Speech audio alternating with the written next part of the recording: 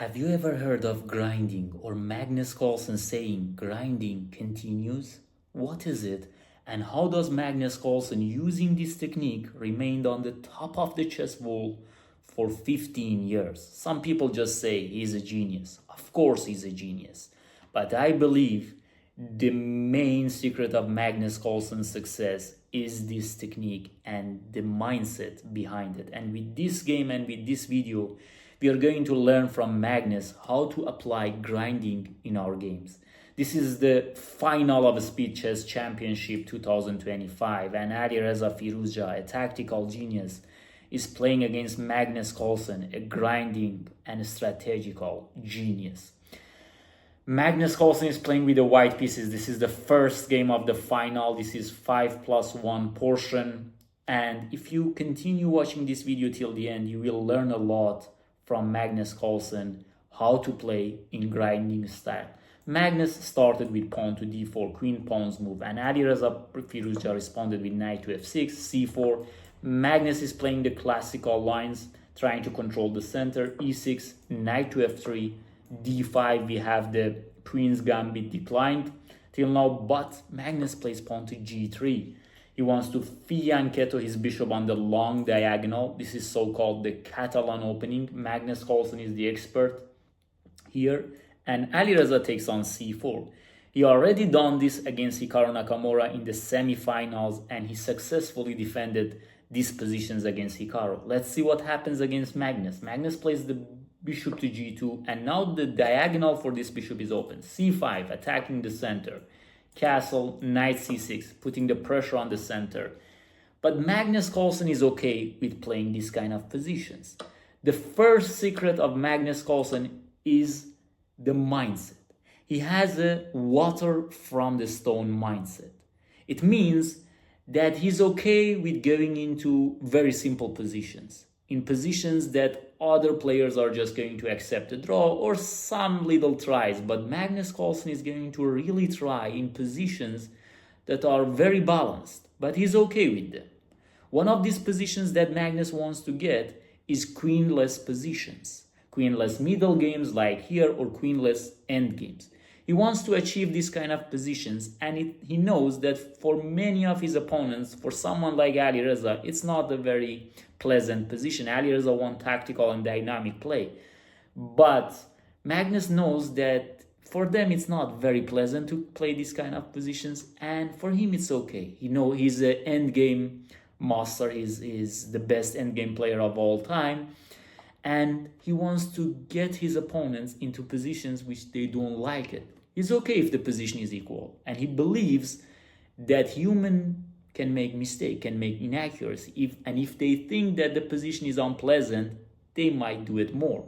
So this is why Magnus is going to just exchange the queens very simply in the game. Now Alireza takes on c5. This is very good for black. Magnus plays knight d2, following the steps of Hikaru. This is what happened in the semi-finals. Alireza playing c3, a very good move, shattering white's pawn structure, castle.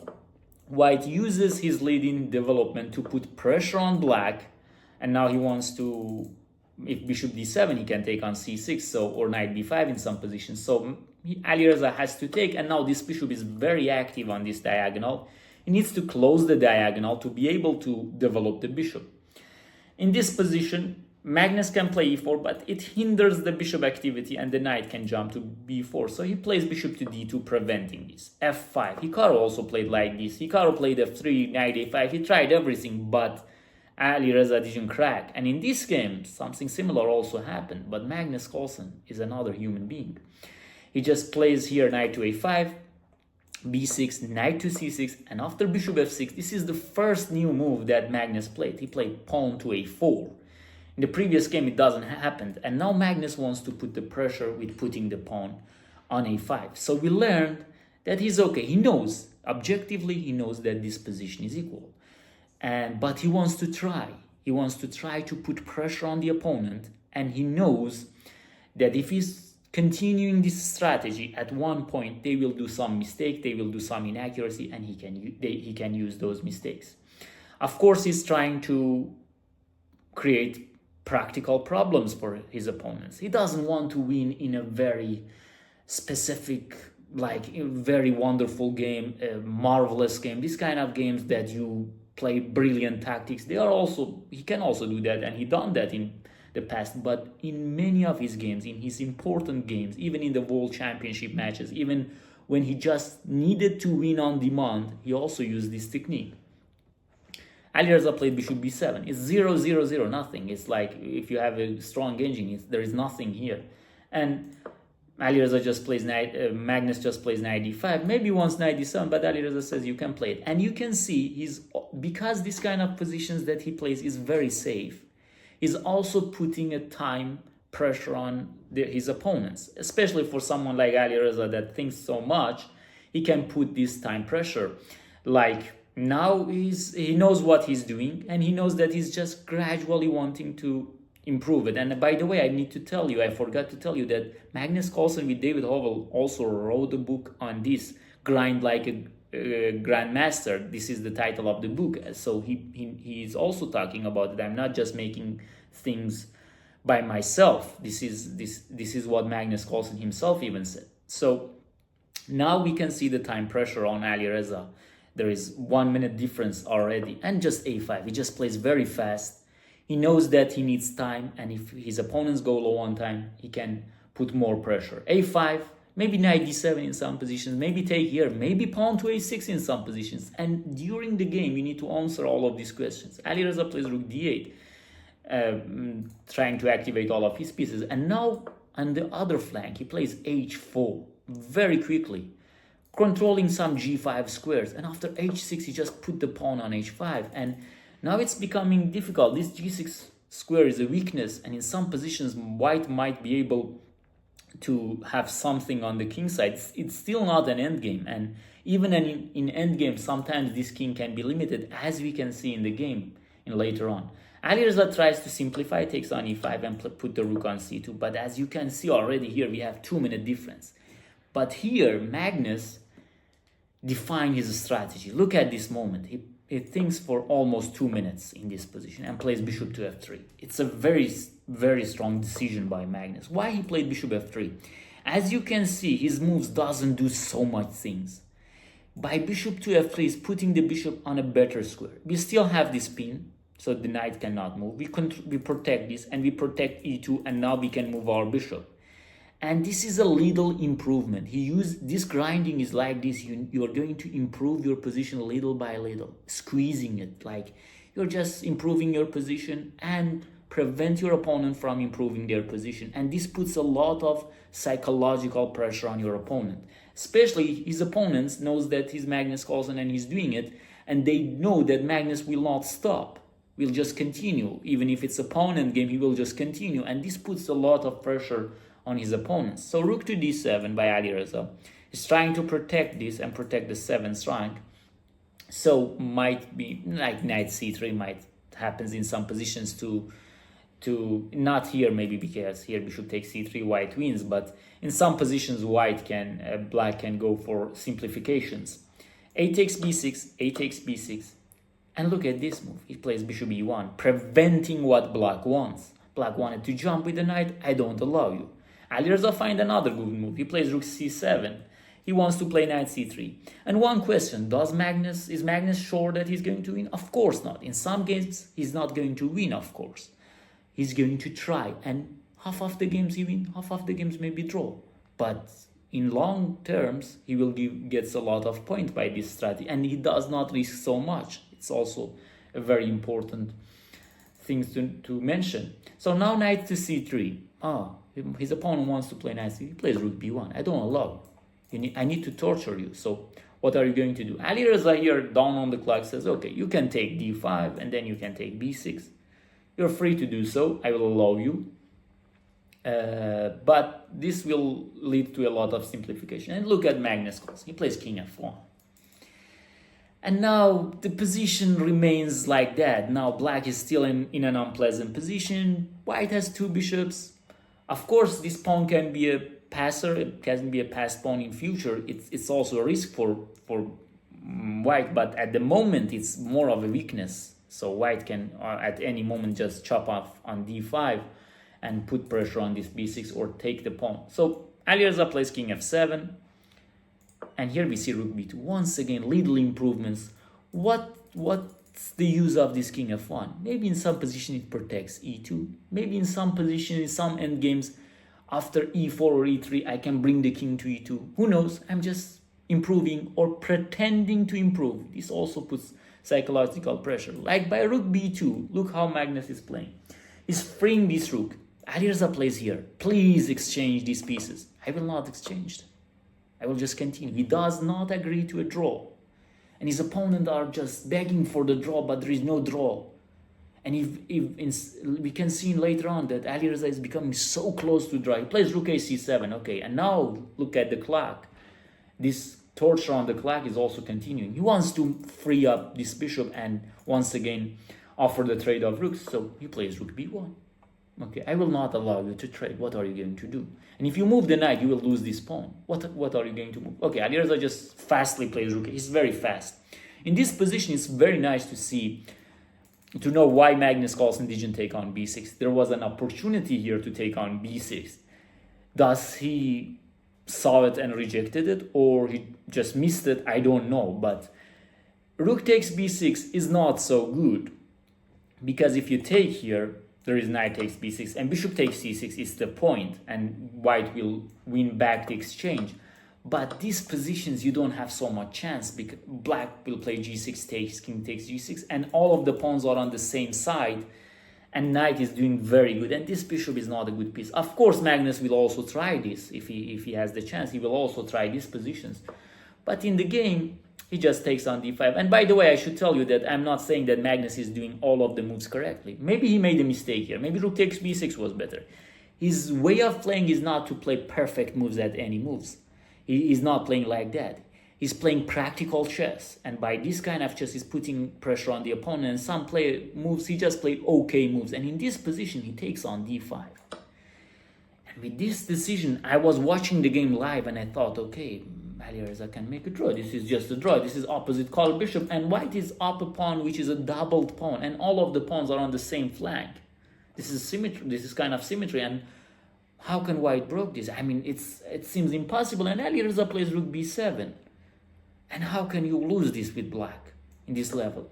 But there are some problems still. Look at this pawn on h5. Still have some pressure, and look at the clock.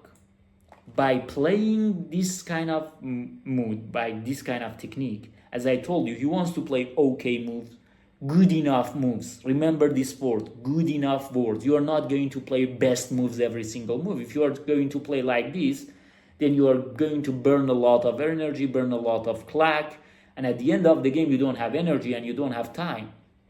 So Magnus now has more time, and you can see in many of his games he has more time.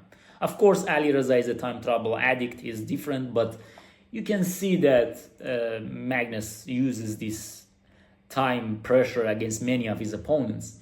So now 16 seconds. Okay, let's see. Rook to a2. Alireza comes up with great ideas. Rook to a2, bishop c4, I'm coming. I'm going to attack your weakness. Rook to b4, prevented. Rook to c2. Alireza is insisting. And who can prevent this? I was thinking, okay, maybe black is better now. But look how he plays. He plays king f2 confidently, calmly. He plays king to f2. And after bishop to c4, he just plays bishop to d2. And this was a shock to Alireza. He thought, okay, I dropped. He was, okay, relaxed. He was becoming relaxed since the opposite color endgame. And this position attacking on e2, it's an easy draw. But bishop to d2. It's unpleasant to go for this endgame because Magnus will torture you for another 50 moves or 100 moves, so I don't want this. And he came back, and it took 7-8 seconds from Alireza to come back to d5, to also prevent Magnus to come here. And now king to e1. Okay. Does Magnus think this is a winning position? Of course, no one better than Magnus knows that this is a draw position. But he will try. Rook to c4. Let's trade. I will not trade. I will just go to b8 or... he went to b2. Okay, he went to b2. Rook to c7. Now king to f2. Now I control this weak rank, this 7th rank, which is the second rank for white. Now rook to b7. Please trade Magnus Carlsen. Unfortunately, I'm not going to trade. I'm going to torture you. If you Can take the draw, just take it. Bishop to e3. And here Alireza says, okay, this guy is just trying, okay, let me just play. Rook b7 and then rook to c8. Okay, what is he doing?